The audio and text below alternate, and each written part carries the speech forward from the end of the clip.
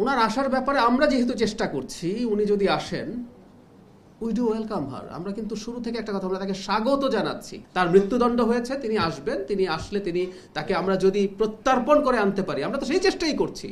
আর উনি আসলে তো আমাদের সাথে দুই পক্ষের যোগাযোগ হয়ে যদি আসে, দ্যাটস ফাইন। উনি যাবেন, উনি মামলা ফেস করবেন।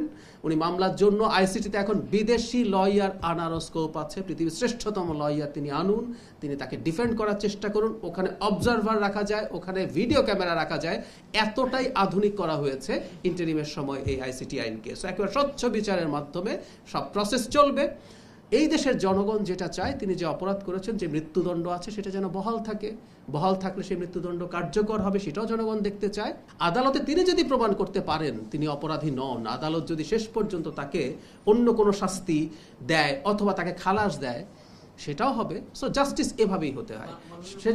সেজন্যই বলছি এটা আমরা এই কারণে ওয়েলকাম করি, কারণ আমরা জাস্টিস নিশ্চিত করতে চাই। আমাদের সবচেয়ে বড় যে আমাদের এই রাষ্ট্রকে ধ্বংস করে ফেলেছে বলে আমরা বিশ্বাস করি, তাকেও আমরা জাস্টিস দিতে চাই। আর অপ্রাসঙ্গিক একজন মানুষ আমি ব্যক্তিগতভাবে মনে করি। এই যে উনি প্রাসঙ্গিক হলেন, এই যে কথাবার্তা বিভিন্ন জায়গায় হলো, ওনার কোনো না কোনোভাবে, কারণ ওনার কোনো রাজনৈতিক ভবিষ্যৎ এই দেশে আছে বলে আমি শুধু আমার কথা বলছি না, আমি ইভেন যারা আওয়ামী লীগের প্রতিও কিছু সিম্প্যাথাইজার, আমাদের চারপাশে পরিচিত মানুষ আছে, তো তারাও মনে করেন না যে ওনার কোনো রাজনৈতিক ভবিষ্যৎ আছে। সুতরাং এটাকে আমি কোনো চাপ বা কোনো প্রবলেমের কিছু বলে মনে করি না।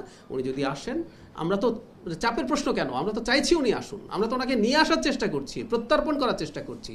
সো আমরা যদি এমন হতো যে আমরা চাইছি উনি ওখানেই থাকুন, উনি এখন আসবেন বলে আমরা চাপে পড়ে গেছি, ব্যাপারটা তার এইরকম। এবং শুধু ইন্টারিম না, এই সরকারও, গতকাল পররাষ্ট্র প্রতিমন্ত্রী কনফার্ম করেছেন, এই সরকারও ভারতের কাছে শেখ হাসিনার প্রত্যর্পণ চেয়েছেন।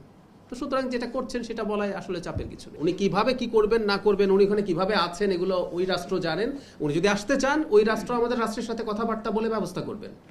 ওইটা প্রসিডিউরাল ব্যাপার আটকে থাকবে না। উনি যদি আসতে চান, উনি যদি চান, সেটা সরকার কি করবে। কিন্তু ওই যে বললাম, সরকারের নীতিগত অবস্থান তো তাকে ফিরিয়ে নিয়ে আসা, তাতে আপনি বুঝতে পারেন যে সরকার তার আসার ব্যাপারে তাকে আমরা জাস্টিসের অধীন করতে চাই। সুতরাং উনি যদি আসতে চান, সরকার স্বাভাবিক যুক্তিতেই তাকে সাহায্য করারই কথা। জি।